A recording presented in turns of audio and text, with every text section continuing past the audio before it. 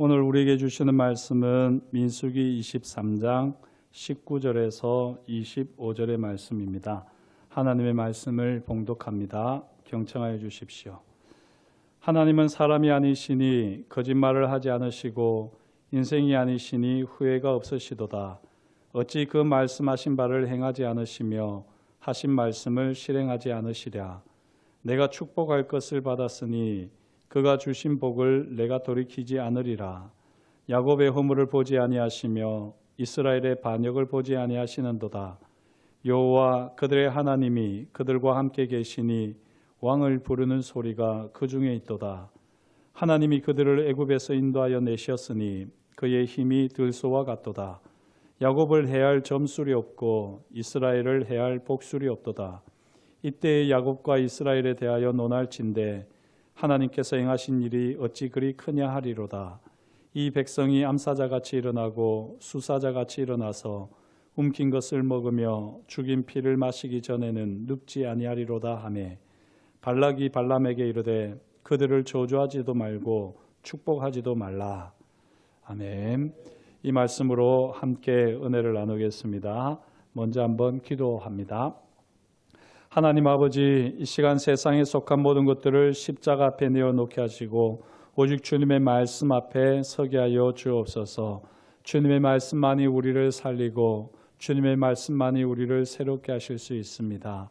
이 시간 살아계신 주님의 음성이 들려지게 하시고 그 말씀이 우리 마음에 새겨지게 하셔서 다시 한번 주와 함께 새 날을 열어가는 복된 시간 되게 하여 주옵소서.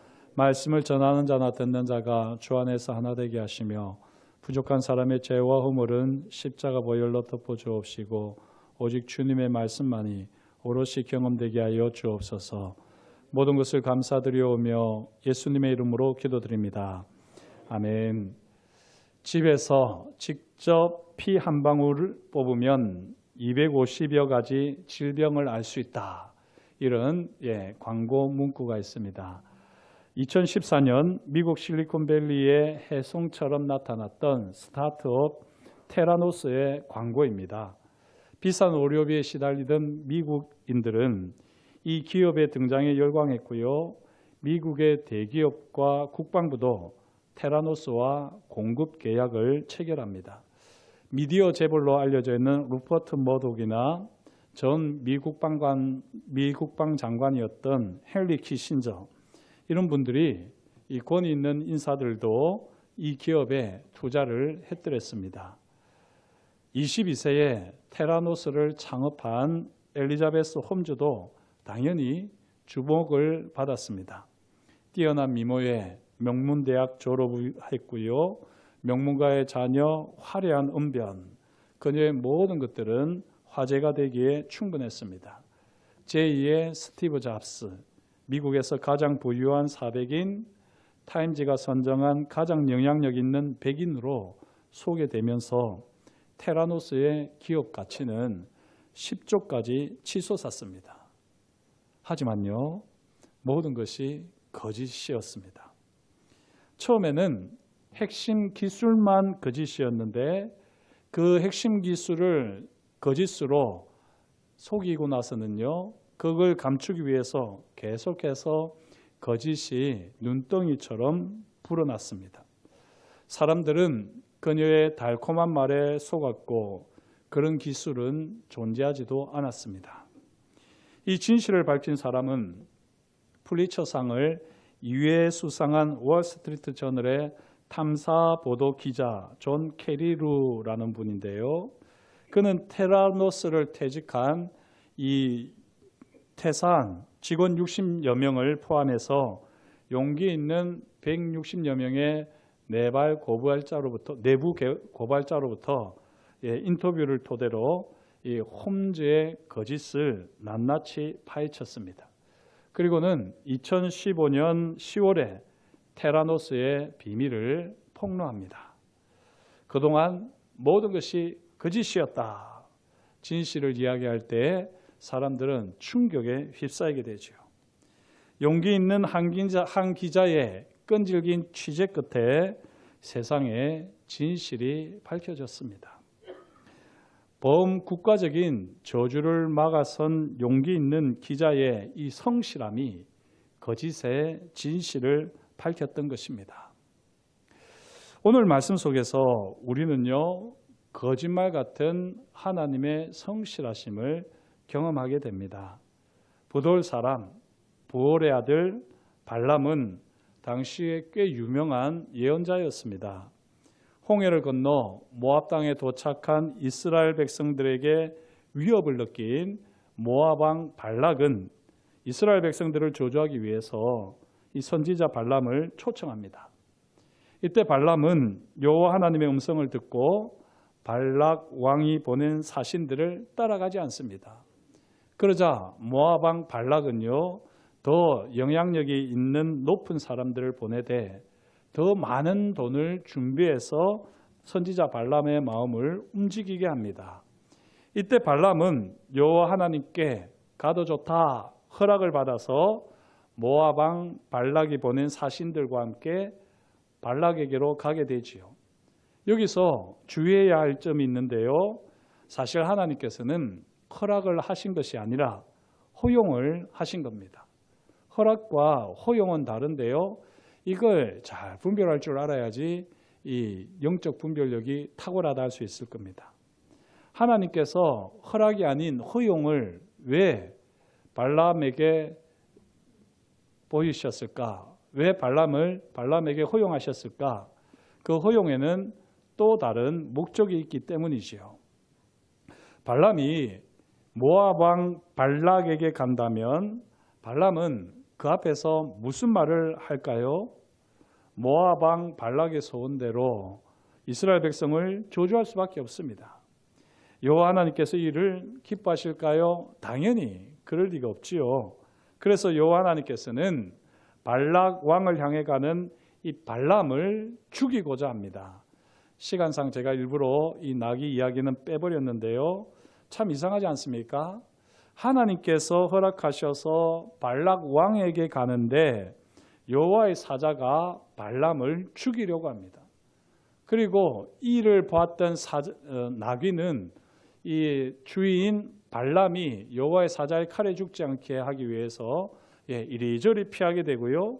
이렇게 피하는 말을 듣지 않는 나귀를 발람은 때리게 됩니다. 그리고 그때 나귀가 입을 열고는 말을 하게 되지요. 내가 이때까지 주인의 말을 듣지 않은 적이 있었더냐? 당신이 왜 내가 이렇게 말을 안 듣는 이유를 모르느냐? 이렇게 나귀의 말을 듣거든요. 그때 발람의 눈이 밝아지게 됩니다. 그리고 나서 자신이 얼마나 영적으로 눈이 어두웠는지를 깨닫습니다.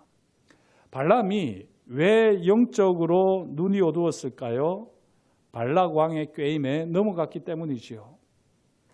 정확하게 말하면 발락 왕이 약속하는 많은 재물과 명성에 마음과 시선을 빼앗기고서 당대 다른 나라에서 초청할 정도로 유명한 선지자임에도 불구하고 영적인 눈이 어두워졌습니다.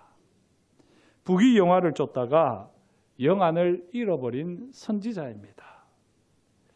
이런 자신의 내면의 상태와 영적인 현실을 깨달았다면 발람은 더 조심하고 조심하면서 발락 왕의 유혹을 피해야 합니다.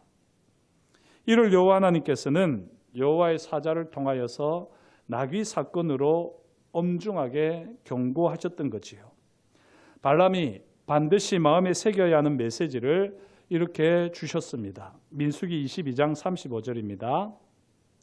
여호와의 사자가 발람에게 이르되 그 사람들과 함께 가라. 내가 내게 이르는 말만 할지니라. 발람이 발락의 고관들과 함께 가니라. 발람은 모압 왕 발락에게 가는 것이 허락되었습니다. 사실은 허용입니다.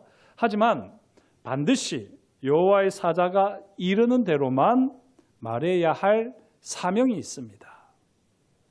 발람이 모압 왕 발락을 만났을 때 이 발람은 영적으로 긴장의 끈을 놓지 않았습니다.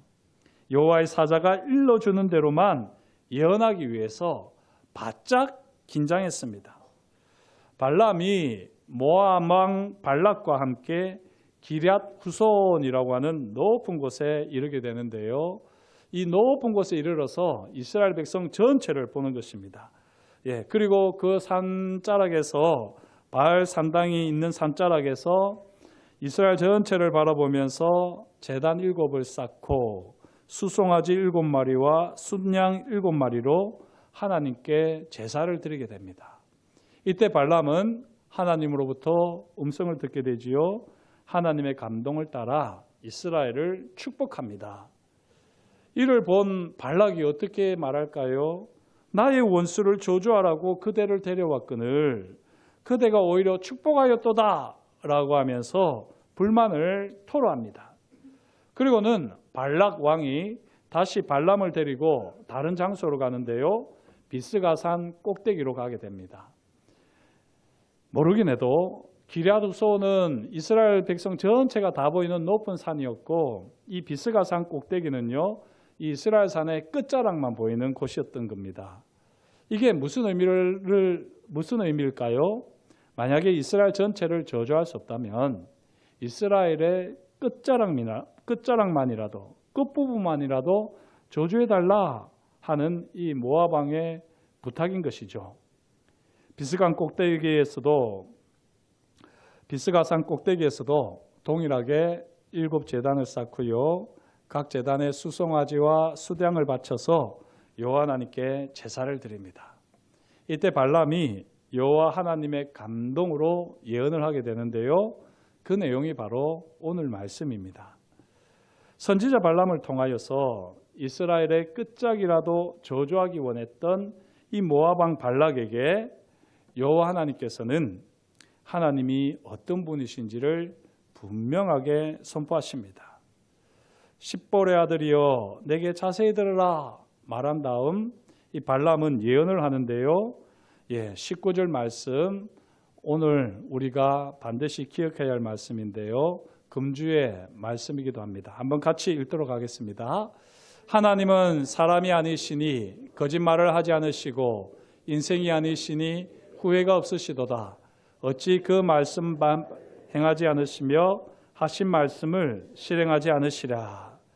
19절 말씀을요 한마디로 정리하면 여호와 하나님은 신실하신 하나님이시다 하는 겁니다. 사랑하는 성도 여러분, 여호와 하나님은 무엇보다도 신실하신 하나님이십니다. 신실하신 하나님은 사람이 아니시기에 거짓말을 하지 않으십니다. 신실하신 하나님은 인생이 아니시기에 후회가 없으십니다. 신실하신 하나님은 말씀하신 바를 반드시 행하시고요. 신실하신 하나님은 하신 말씀을 반드시 실행하십니다. 무엇보다도 이 신실하신 하나님은 성실하신 분이십니다. 부모와 자식 간에 가장 중요한 것이 라포 형성이라고 그러지요. 사실 부모와 자식뿐만 아니라 모든 인격적인 만남에는 이 라포 형성이 중요합니다. 라포라는 말은요, 공감대, 친밀한 관계 혹은 상호 신뢰 관계라고 옮길 수 있습니다. 1990년에 발표한 연구에 의하면 이 라포가 형성되게 되면 세 가지를 공유하게 된답니다. 그 첫 번째가 상호주의입니다. 이 영어로 하면 mutual attentiveness 이렇게 되는데요. 서로가 서로에게 집중하게 되고 관심을 더 가지게 된다 하는 것입니다. 그리고 이 라포가 형성되게 되면 두 번째로 긍정성이 더 커지게 됩니다. 포지티비티가 더 커지게 되는 거지요.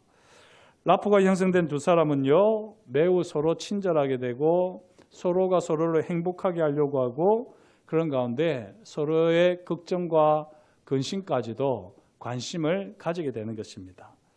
라포가 형성되게 되면 마지막 세 번째로 조화를 이루게 됩니다. 코오디네이션이라고 하는데 라포가 형성된 사람들끼리는 공통된 이해를 공유하게 되고요. 그러면서 서로 동기화 또는 닮은 구석이 있다라고 느끼게 되고 그러면서 두 사람은 에너지 레벨, 목소리 톤, 신체 언어 또한 유사해진다라고 말을 합니다. 이 라포 형성은 사실 사람과 사람뿐만이 아니라요. 하나님과 우리 사이에도 이루어져야 되는 것입니다. 우리가 여호와 하나님을 신실하신 하나님 아버지로 인식하면 하나님과 우리 사이에는 부모와 자식 간에 형성되는 라포처럼 이 라포가 형성되면서요, 세 가지를 공유하게 될 것이고, 그러면서 하나님의 성실을 경험하게 될 것입니다.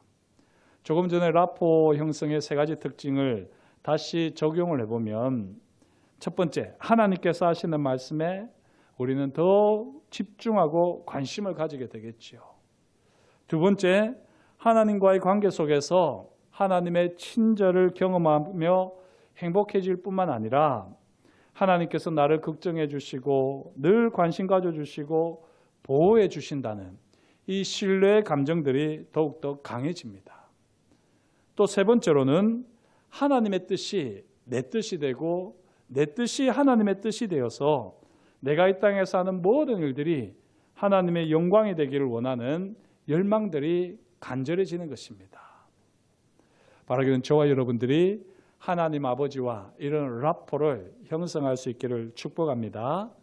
오늘 말씀에서 선지자 발람은 하나님과 이스라엘 백성 사이에 이 라포가 형성되었다라고 21절과 같이 선포합니다. 야곱의 허물을 보지 아니하시며 이스라엘의 반역을 보지 아니하시는도다. 여호와 그들의 하나님이 그들과 함께 계시니 왕을 부르는 소리가 그 중에 있도다. 신실하신 하나님께서는 이스라엘 백성들의 허물을 보지 않으십니다. 신실하신 하나님께서는요, 그들의 반역을 보지 않으신다고 선포합니다. 그러면서 이 하나님의 백성들, 이스라엘 백성들은 여호와 하나님을 어떻게 부르지요? 왕을 부르는 소리. 여호와 하나님을 왕으로 부른다는 거죠.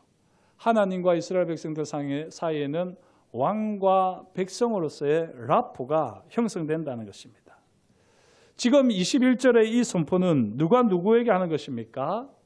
선지자 발람이 이스라엘을 저주하기를 원하는 모압 왕 발락과 모압 사람들에게 하는 선포입니다. 선지자 발람과 모압 왕 발락은요, 여호와 하나님께서 이스라엘을 얼마나 사랑하시는지, 얼마나 아끼시는지를 깨닫습니다. 여기서 우리는 저주를 막으시는 하나님의 성실하심을 확실하게 깨닫게 되는 겁니다. 하나님께서는 말할 수 없는 나귀를 통해서요, 이 발람에게 말하게 하셨고, 그래서 발람을 통해서 여호와의 사자를 보게 하셨습니다. 이것도 하나님의 성실인데, 지금 발람이 저주가 아니라 하나님의 성실하심을 선포함으로써 이 하나님의 성실하심을 더 확실하게 보여주고 계십니다. 하나님께서 이스라엘 백성들을 40년 동안 훈련하시고요, 책망하시고 징계하셨습니다. 그 징계가 얼마나 혹독한지 제3자가 보면 간담이 서늘할 정도 아니겠습니까? 우리가 잘 아는 대로 이 40년 광야 생활을 하면서 9세대는 다 광야에서 죽습니다. 그리고 20세 미만의 세대만 광야 생활을 하고는요, 이제 약속의 땅 가나안으로 들어가게 됩니다. 이것만 놓고 보면 얼마나 간담이 서늘한 일입니까? 와, 하나님이 이렇게 무서운 분이신가? 하나님이 이렇게 징계하시고 진노하시는 분이신가? 이런 마음이 들지 않겠습니까? 이런 마음을 가지고, 이런 생각을 가지고 이스라엘 백성들을 욕하고 저주했다가는 큰일 날 일이지요. 여호와 하나님께서 직접 여호와 하나님의 자녀들을 징계하시는 것입니다. 제3자가 이러쿵 저러쿵 훈수를 두거나 참견할 일은 아닌 것이죠. 제3자가 이스라엘을 향해서 헌담과 저주를 늘어놓으면 안 되는 것입니다. 이걸 분명하게 하나님께서 보여주신 것이 오늘의 사건인데요. 여호와 하나님은 이스라엘을 사랑하시고 이스라엘을 아끼시고 이스라엘에게 약속을 반드시 지키시는 분이시다라고 선언하시는 겁니다. 특별히 이 사건이 민수기에 기록되어 있다는 것을 생각해 보십시오. 지금 사실은 발람과 모압 왕 발락과 대화하는 내용이고 이스라엘 백성들은 사실은 이 사건에 대해서 전혀 모르고 있는 겁니다.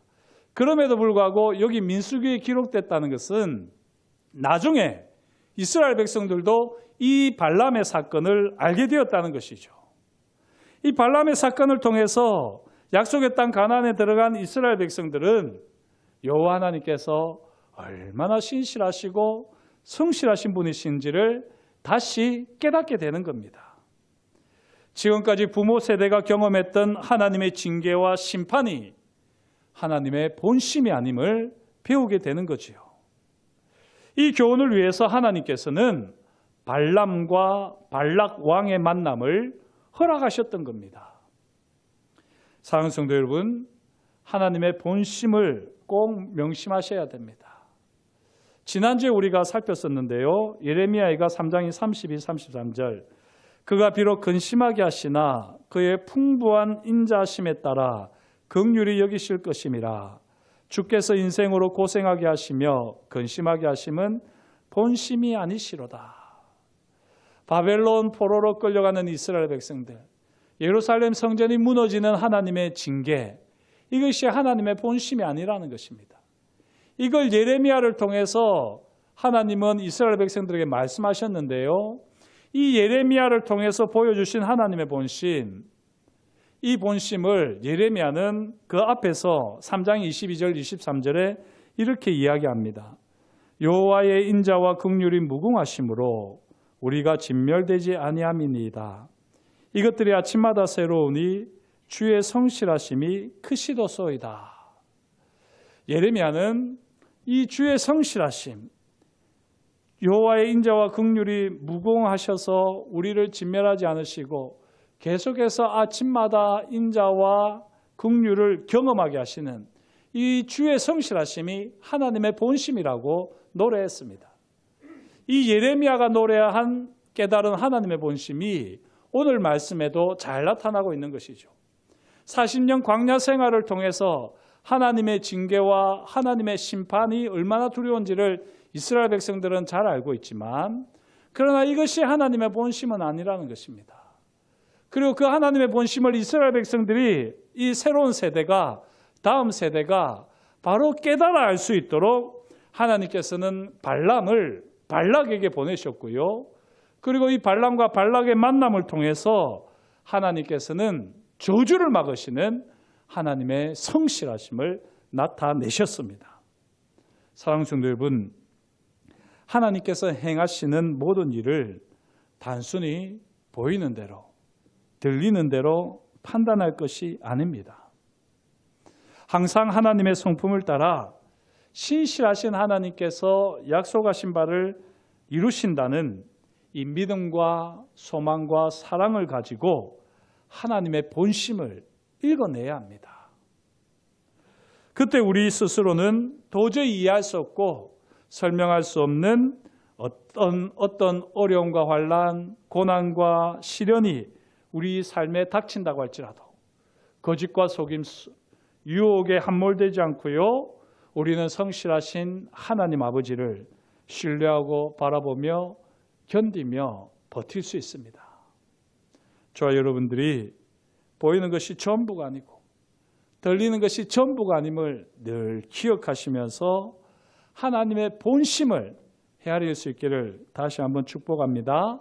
하나님의 성실하심과 신실하심을 믿고 의지하기로 결단하며 그렇게 하나님의 본심을 헤아리게 될 때 우리 삶의 자리에서 신실하신 하나님의 성실하심이 풍성하게 경험되어질 줄 믿습니다.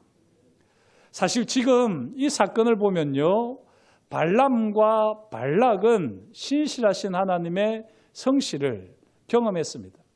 3번에 걸쳐서 저주하기를 원했지만 하나님은 그때마다 저주를 막으시고 복을 선포하시는 성실을 보여주셨어요. 이 성실하심에다가 발람은 어떻습니까? 나귀를 통해서 경고의 말씀을 주셨고 여호와의 사자를 보는 성실함까지 경험했습니다.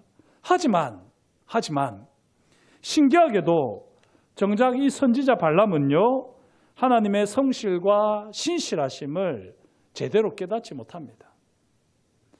선지자 발람은 하나님의 성실과 신실하심을 가장 구체적으로 직접 경험하고 선포했음에도 불구하고요, 자기 자신은 정작 하나님의 성실하심과 신실하심을 깨닫지 못하는 겁니다. 어떻게 이런 일이 발생할 수 있습니까? 성실하시고 신실하신 하나님과 이 선지자 발람에게는 라포가 형성이 되지 않은 것입니다.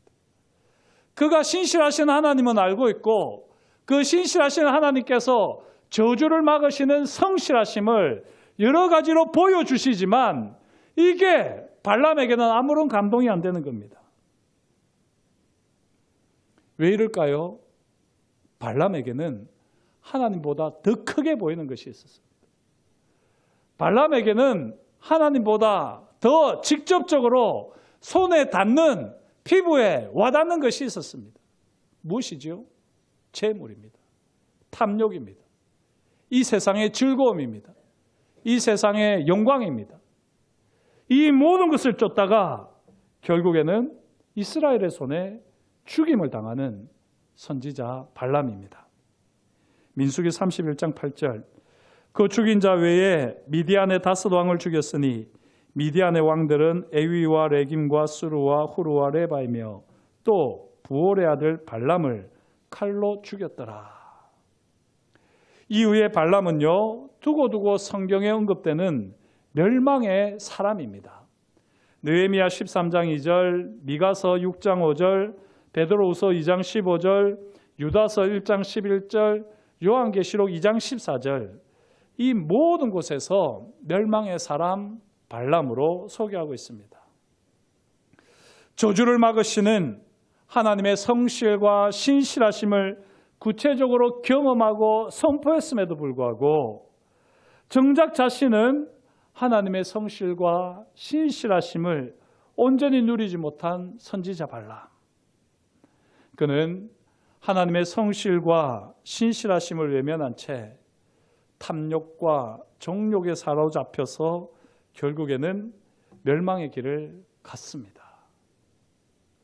사랑하는 성도 여러분, 이 시간 정직하게 우리 자신을 돌아보면서요, 우리가 가는 길이 발람의 길과 같이 어그러지지 않기를 간구할 수 있기를 축복합니다.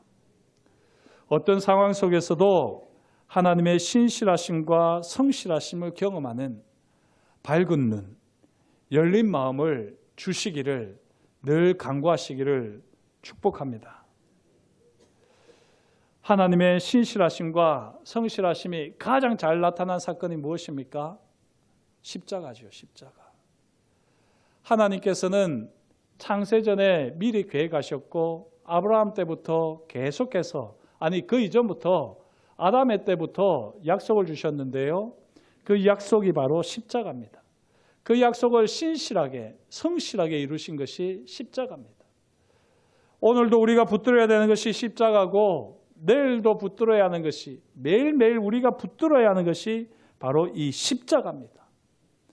하나님의 신실하심과 성실하심이 가장 선명하게 드러난 이 십자가를 붙들고 저주를 막으시는 하나님의 성실하심을 더 구체적으로 풍성하게 깊이 깨달아 경험하시는 저와 여러분이 될 수 있기를 주의 이름으로 축복합니다.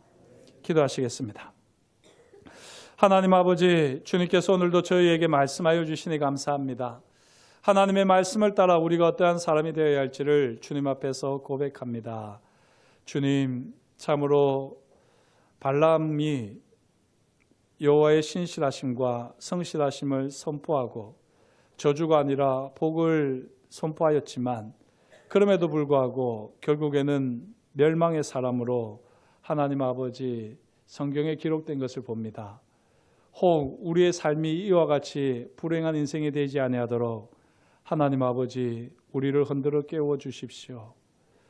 신실하신 하나님을 우리가 더 잘 경험하게 하시고 성실하신 하나님께서 날마다 우리와 함께 하셔서 주의 인자와 긍휼을 베푸시는 것을 우리가 생생히 경험하게 하시고 이 성실하심을 날마다 찬양하며 노래하는 예배자가 되어지도록 성령님 우리와 동행하여 주시옵소서.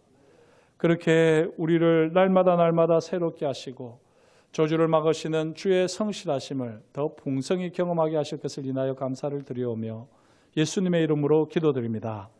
아멘.